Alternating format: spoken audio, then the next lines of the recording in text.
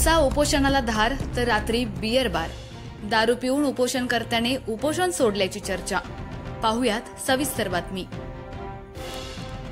उपविभागीय अधिकारी कार्यालयाच्या गेटसमोर प्रशासनानं काळाच्या पार्श्वभूमीवर केलेल्या विहीर अधिग्रहणाच्या विरोधात उपोषणाला बसलेल्या उपोषणकर्त्यानं दिवसा उपोषणाला धार देत तर रात्री बियर बार गाठल्याची चर्चा सर्वसामान्य लोकांमध्ये रंगली आहे। सध्या आचारसंहितेचा काळ सुरू असून लोकसभा निवडणुकीचा निकाल 4 जून रोजी लागणार आहे। दहिवडीमध्ये बसलेल्या उपोषणकर्त्यांसोबत प्रांताधिकारी, नगरपंचायतीचे मुख्याधिकारी आणि तहसीलदार यांनी बैठकीद्वारे तोडगा काढण्याचा प्रयत्न केला। मात्र उपोषणकर्त्यानं त्यांचं म्हणणं धुडकावून लावत आपलं उपोषण कायम ठेवलं।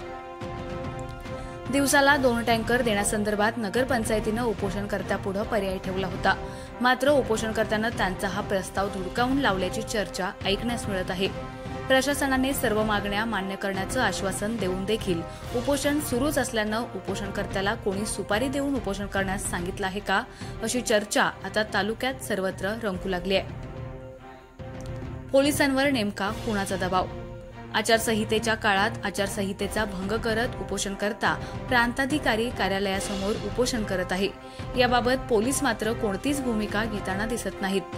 त्यामुळे पोलिसांवर नेमका कुणाचा दबाव आहे का, उपोषणकर्त्याला नेमकं पाठबळ कुणाचं, असा सवाल आता जनमानसातून उपस्थित होऊ लागलाय।